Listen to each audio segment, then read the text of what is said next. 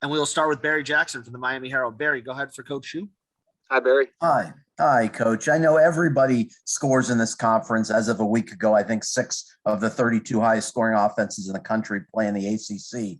Where do you think, after evaluating the defense for a year, where do you think the program specifically on defense needs more elite talent so that you can distinguish yourselves defensively from a bunch of other teams in this conference? Is it linebacker? Is it front seven in general? Where specifically do you believe?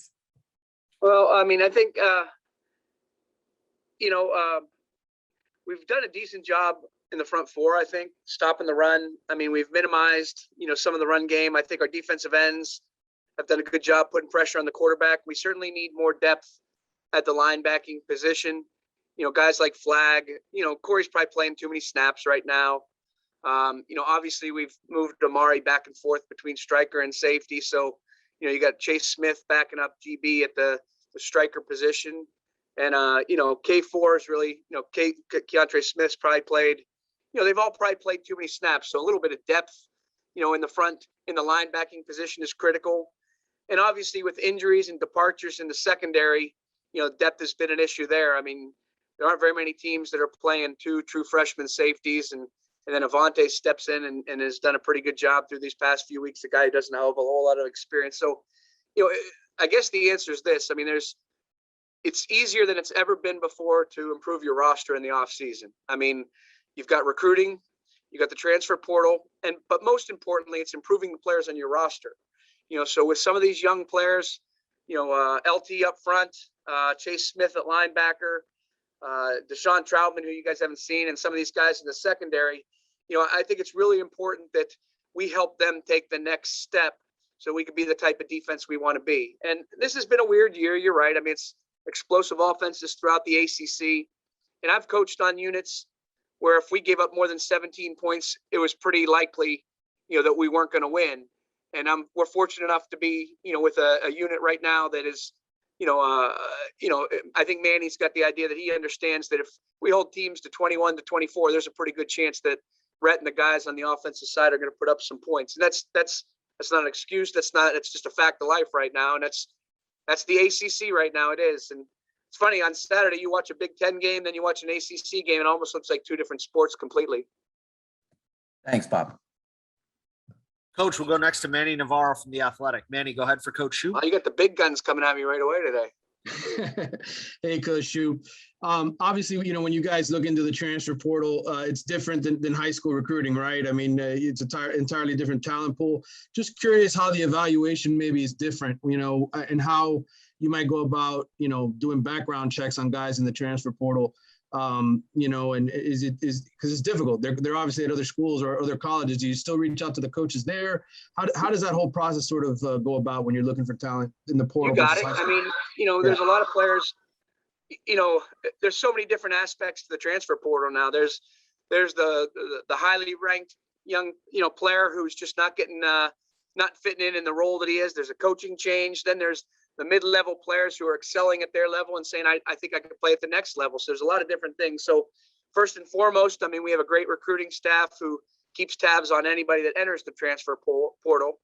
Then we determine if there's a need by a particular position.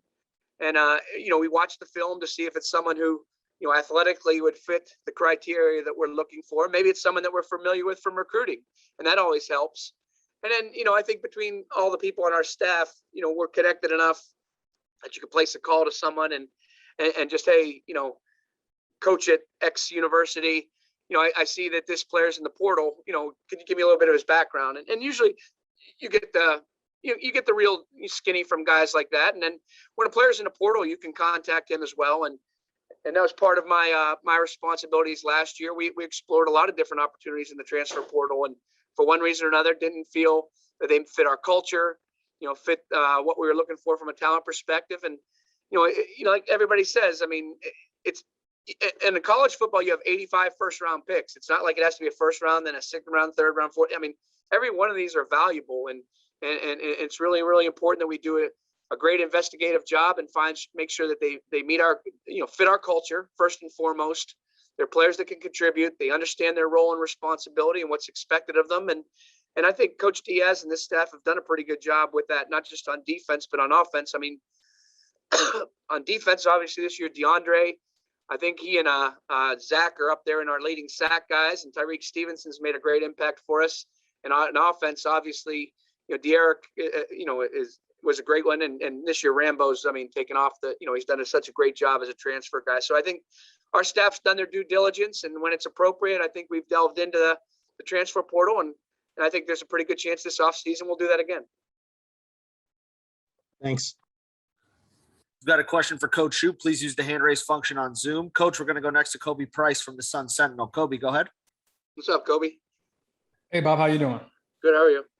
Doing well. Kind of want to follow up. You made a comment about two questions, actually. You made a comment about how it's probably easier to improve over the offseason, but do you also feel like it could be the opposite because of the portal, just because it could be so volatile? And, Manny says this often, you never know, what positions you may need to address because you never know what your roster may become, No, you're exactly right. I think this is going to sound crazy, but coach, I think first and foremost, relationships are such a critical piece of this. And, trust, honesty, and respect with the players on your roster is so critical.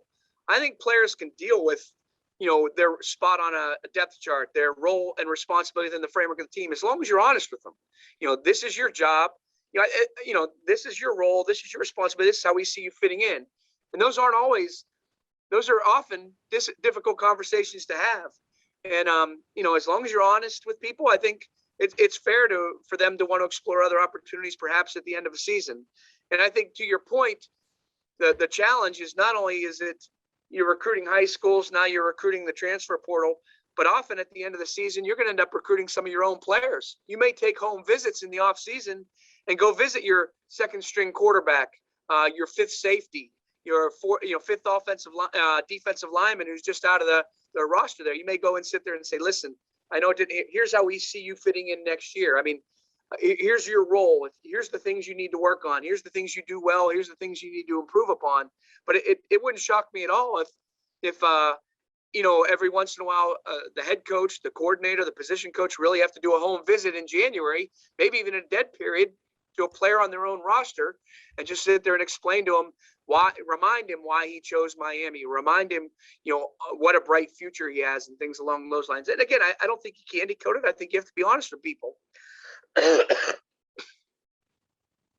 And I guess my second question I had was how, with offenses changing, how it's changed over time in college football, how has that changed how you've evaluated defenses generally, but also how you evaluated Miami's defense this year? Well, defense in general,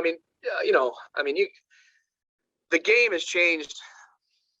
The two biggest things in our industry that have changed in the last 10 years are recruiting and certainly, offensive football, the tempo, just the advent of the spread offense, the dual threat quarterback and things along those lines. So, to me, it's about putting as much athletic ability as you possibly can on the field. It's not 1999 where teams lining up with two backs and Ron Dane's running at you right there and you need a big 255-pound middle linebacker who could thump. Everybody on your team needs to be able to run. And, defensive ends need to be able to get after the quarterback. Defensive tackles need to be able to play in space. Linebackers need to be, the same type of athletes as high school tailbacks. In the secondary, everybody needs to be able to cover. Everybody needs to be able to run. Everybody needs to be able to tackle. So, it's just about putting as much athletic ability as you possibly can on the field and matching skill for skill and speed for speed. We have, good enough athletes. Obviously nobody's, I would think Manny would say this too. I feel like we're still searching for that game on defense, that perfect game. And there's been quite a bit of evidence that we can be a good defense. We just haven't put it all together. We stop the run, but probably not as consistently as we'd like. We probably give up too many explosive plays, and it's something we're striving to do better at every day. We continue to harp on creating takeaways. We continue to harp on something we've done a really good job of is creating tackles for loss and sacks. We need to play a little bit better in the red zone. And one of the things we have done a really good job is finishing games, coming up with big stops at the end of games. And this last week was a great example. Virginia Tech had 3 series in the fourth quarter. All of them were punts. They had 19 total yards. They were 0 for 4 passing. We got 2 sacks. I think Zach got a sack, DeAndre got a sack, and the D-line really took the game over. So there's evidence that we have a chance to be a really good defense. It's just a matter of putting it together on a little bit more consistent basis. One thing I promise you, week in, week out, the Canes are going to come and they're going to play hard. One of the things we've continued to emphasize is playing hard is good enough to get us where we are now. Now we have to play a little bit better. We need to execute a little bit better. We got time for a couple more, Coach. We're going to go next to Chris Stock from Inside the U. Chris, go ahead. Excuse me. Yeah, it's okay. Coach Chase Smith, just why haven't we seen him at linebacker? Why has that move always been with striker? Why hasn't he been given that opportunity? It just seems like he would be a good fit. He's young. He came in as a striker. I think Chase is going to be a great player. I think he's a tremendous prospect. He's got his feet wet on special teams, and done a really really good job. And I think he graded high, graded one of our champions this past weekend. And that's just the position that he's been trained at throughout the course of training camp. That's where we've had him. And there's been discussions at different times about with some of the injuries and some of the depth issues, moving him into will linebacker, and that's something that wouldn't surprise me if it was in his future.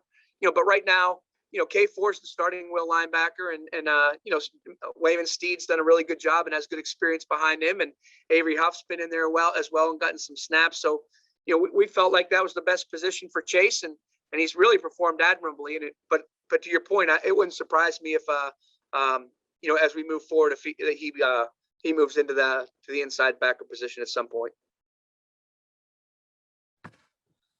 Coach Shoop, we've got no more hands up. Thanks for spending a few minutes with us today, and I'm sure we'll be talking to you soon. Have a great Thanksgiving, everybody. Happy Thanksgiving, Coach Shoop. Thank you. Thank you very much.